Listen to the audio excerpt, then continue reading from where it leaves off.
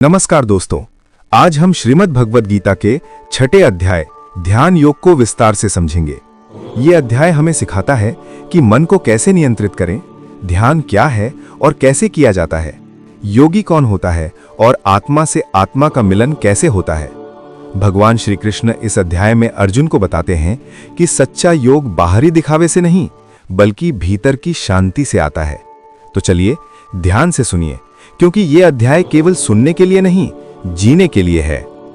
कर्म योग और संन्यास, असली योग क्या है?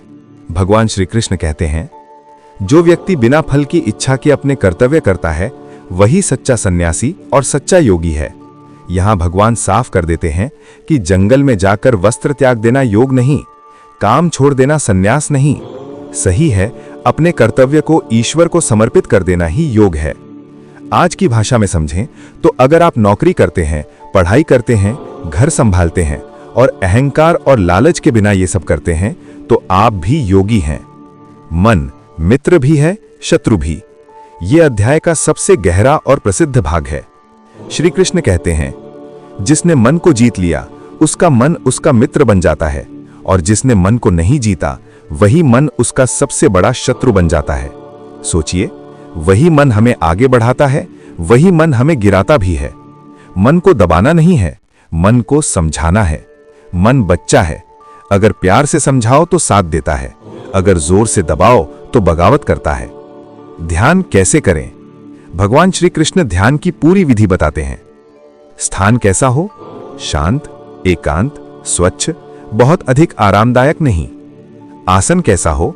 न बहुत ऊंचा न बहुत नीचा, कुश, मृगछाल या वस्त्र बिछाकर। शरीर की स्थिति, रीढ़ सीधी, गर्दन और सिर संतुलित, आंखें आधी बंद, दृष्टि नासिका के अग्रभाग पर।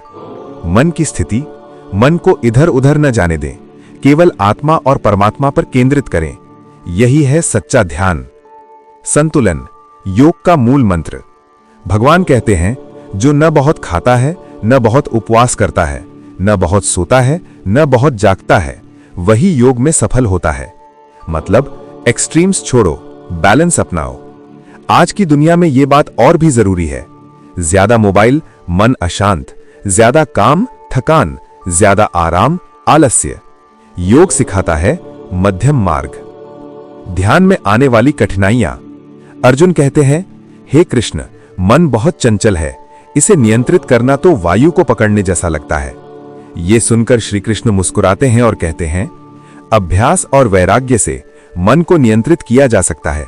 मतलब एक दिन में ध्यान सिद्ध नहीं होता, मन भटकेगा, ये स्वाभाविक है, लेकिन रोज अभ्यास, धैर्य और निरंतरता, यही सफलता की कुंजी है।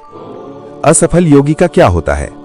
अर्जुन का बड़ा सवाल, जो योग में असफल न हो पाए उसका क्या होता है? श्री कृष्ण आश्वासन देते हैं, ऐसा व्यक्ति कभी नष्ट नहीं होता, उसका प्रयास व्यर्थ नहीं जाता। वो अगले जन्म में अच्छे परिवार में जन्म लेता है या योगियों के घर, और वहीं से आगे बढ़ता है। ईश्वर किसी भी प्रयास को व्यर्थ नहीं जाने देता। सबसे श्रेष्ठ योगी कौन है?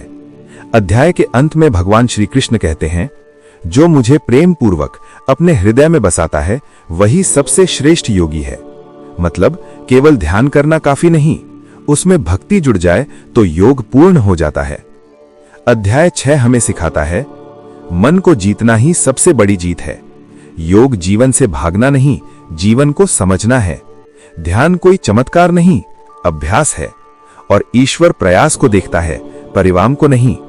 अगर हम रोज थोड़ा सा भी अपने मन को भीतर की ओर मोड़ लें तो जीवन अपने आप बदलने लगता है। अगर आपको ये व्याख्या अच्छी लगी हो तो इसे अपने जीवन में उतारने की कोशिश जरूर करें। हरे कृष्णा, जय श्री कृष्ण।